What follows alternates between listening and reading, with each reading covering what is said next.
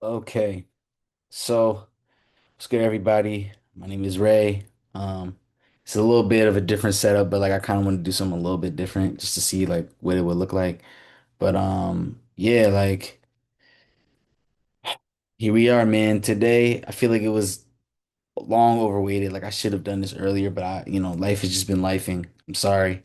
Um, but it's only it feels right to do this review. As you can tell, probably by the cover, also by the background, we got Lil Uzi Vert's Maverick EP, Almost Forever. Um, yeah, man.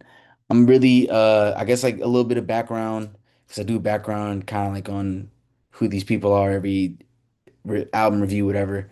Lil Uzi Vert is from my same hometown of Philadelphia, so naturally, I had like a natural bias towards Uzi growing up.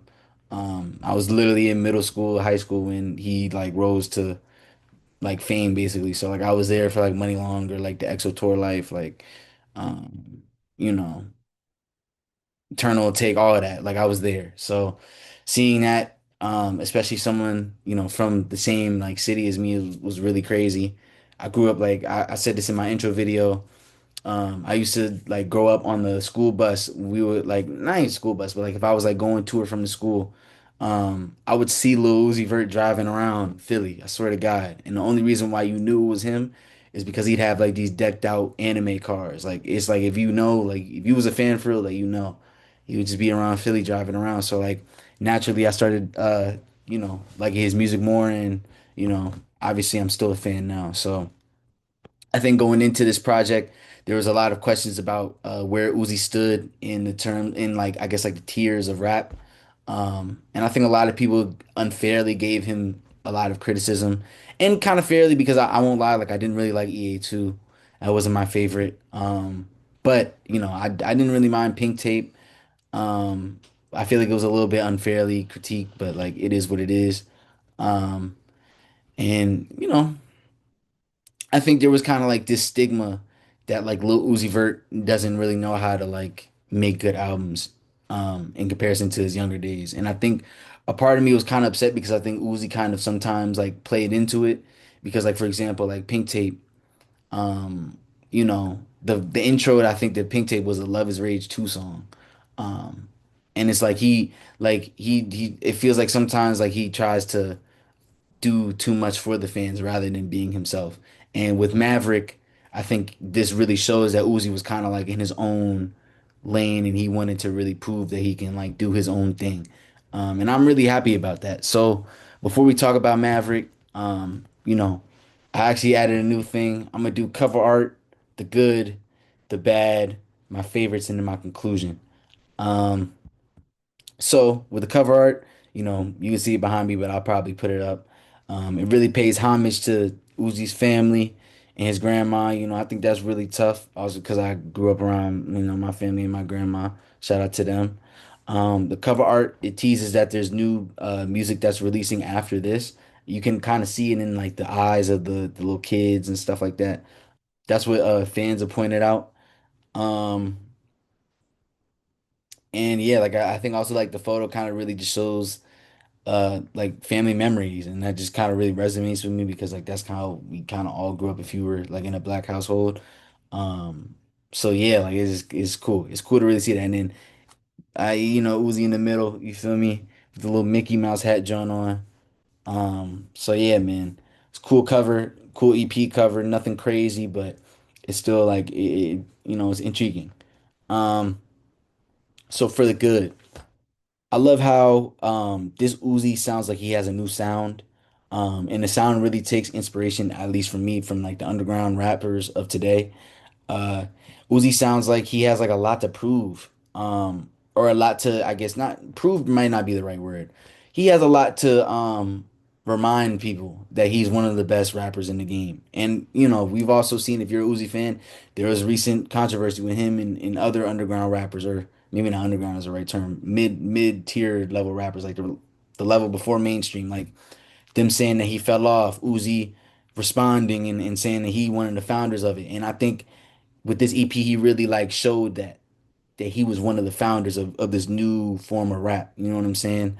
Um, Uzi also takes inspiration, kind of like from his from this new sound, also like his older work.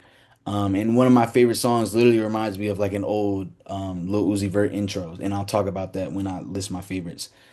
So yeah, those are a lot of the things that I liked about the good about this project. I guess some of the bad, some of the beats and flows are a little similar. Sometimes like I'm not gonna lie, you're gonna get that with Uzi sometimes. Um, I think this EP also has similar type of like enchanting type beats, and sometimes it can get redundant. And I think it gets redundant because Uzi has done that before. It kind of reminds me of like his previous EP, the Red and White EP. Um, and then it's kind of like a nitpick bad, but like it kind of goes to what I was saying before in my kind of like what I experienced with Uzi. Like I wish Uzi had this type of mindset more. Because I feel like, as I said earlier, I feel like he lets the conversation about him sometimes get to him.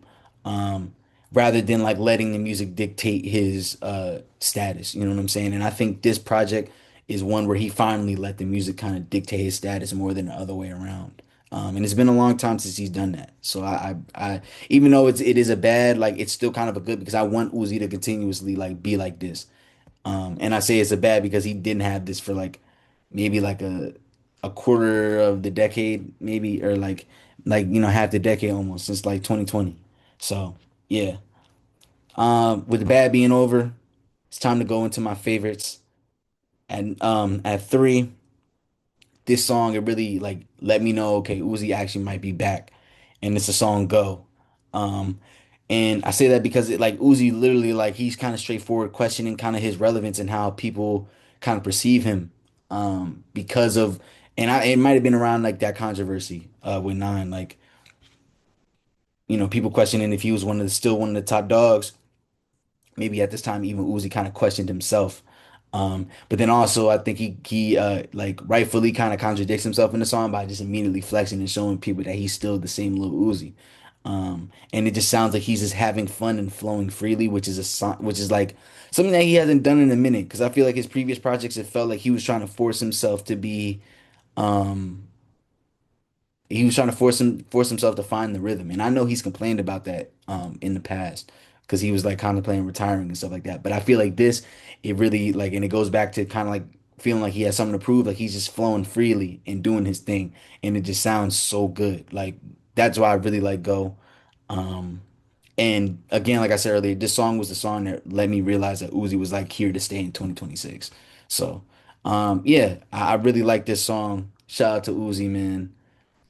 Number two, the song was previewed, but I still it felt like I needed to hear the song, and then when I heard it, like not like in a live setting, it just hit just as much. So shout out to the song London. I know it kind of has like Uzi London, and the thing is like the reason why I like it too is because he referenced Uzi London, and if you know like again like Uzi fans like bro like he used to call himself Uzi London back in the day, so it's again like he's kind of paying homage to like his old self. Um, and so I one thing I really like about the song is just the creativity. He's rapping the whole time in a British accent and he sounds fire, bro. Like he sounds super fire. It was super cool and super original to hear. It was like Uzi kind of tapping into his rock star bag again. And something that I really want to hear hopefully in the future is like this type of flow, but with like a UK artist. Like I'm not gonna say like Skepta because he was just with Cardi, but like a Lancey or like I don't know, bro. Like some one of those guys. Like you feel me? That would be so tough. That would be so tough. And then also the part where he uses like the British voice with like the deep background vocal. It just sounds really tough, and I just want to hear more of that Uzi. And the hook is just super catchy, man. Like he rapping about Europe while also referencing that he Uzi London. Like yeah, man. Like yes, bro. That's what I mean when I'm like, this is the Uzi I know, bro. He just sounds like he's having fun. And so with that being said, the best song, undisputably, I feel like on this EP has to be Yoko. Has to be Yoko, man. This is like some call it Yoko, others call it Free Uzi Part 2, or some people just call it Flow State. I'm not gonna lie. This is like MVP Lil Uzi Vert right here. Honestly, like I feel like as a fan, like he entered one of his craziest flow state moments in his musical career and carried the whole song. And you know what I'm talking about? The part where he was like growing up in Southwest Philly, which is like also kind of near where I grew up, which is really crazy. Um, Genuinely like storytelling about like him mobbing in the streets of Philly while also just entering this crazy flow. Like I like bro, like it was beautiful, bro. It was beautiful, man. Like I've never it's been a minute since I've heard Uzi sound like that, and I was really happy to hear that because that's free Uzi like where he's just he going on he going crazy on the mic, bro. Like dude, that was just beautiful to hear, man. It's also funny that in this song he dissed Chad Ochocinco, and when I first heard it, I was like, dang, like I know he just didn't diss Ocho, but you know what I'm saying. He kind of influenced me because now I got my chains on. You feel me? I got my gold chains on. You know what I'm saying? I'm not trying, I'm trying to flex just like Lil Uzi Vert, man. Um, and then yeah, like I said earlier, he used the iconic Free Uzi voice. And I think whenever he uses that voice, we're gonna experience like a generational verse from Lil Uzi Vert because I think when he's entered these type of pockets with that flow, he's never missed ever. And I'd argue that because of that, like Yoko might be one of the best songs he's ever dropped in his career. Like I'm so serious. Like, and if you're a Lil Uzi Vert, if you're a Lil Uzi fan, you agree because he never rapped like that. Like he doesn't rap like that, bro. Like usually. And that was crazy, bro. Yoko was just flow state. Like it was like MVP level performance, man. And it just displayed Uzi's multi-talented flows and melodies. And then also showing his just elite S tier rapping ability. So yeah, man, Yoko, out of this world, bro. One of my favorite songs of the year, easily. Um, so time for my conclusion. I'm giving this an 8 out of 10, bro. I genuinely be listening to this like unironically. So I think that's a huge start, you know, in comparison to EA2. I was only listening to Space Cadet. Like, I think that's the song. That was like kind of like the main song I was listening to. But the fact that I'm listening to like most of the songs on this EP, man, like I thank you, Uzi. Thank you, bro. Because I was tired of them saying like you were like trash and washed. Because like that's just that I know Lil Uzi Vert, like, and I understood that like you know, Love is Rage 2, one of my favorite albums, so I understand that might not like I was going into it like, okay, like his best days might be behind him, but I still think that like with this project, this is a really good step in the right direction for a rapper, like kind of entering his like last like prime in a way. Like I kind of look at like rap like the NBA. Like he like Uzi's like what, like 31? So like he probably got like, you know what I'm saying, like 5 years left if he decides that he wants to still be in the game. Um so yeah, man, Uzi just sounds super renovated on this album, and like I'm like again like I'm very critical, bro, because I grew up listening to him, and I'm literally from the same city as this dude. So like the credibility that I have, I think is really big for him. You know, Uzi maintains and expands on his creativity on this EP. And again, like as I said in most of these songs, like he finally sounds like he's free on the mic and he's not trying to like sound like anyone else or he's trying to impress fans. Um, this is the version of Lil Uzi that I love and I really hope that he keeps it up. And I'll be looking forward to whichever project comes out next. So yeah, man, I want to thank y'all. I'm sorry for the wait. I was thinking about dropping another album review, but like, unfortunately, it just didn't go out the way that I wanted to. So, I mean, you know, hopefully y'all enjoyed this. Yeah, man, let me know what your favorite song on this project was and what you think about Lil Uzi going on in 2026 onward. Because I think he's gonna I think he's coming in for a big year, at least in 2027. So, yeah, man, I'm excited. So, appreciate y'all. Like, hype, subscribe, comment, all that. Yes, sir. Appreciate the records. Thank y'all, man.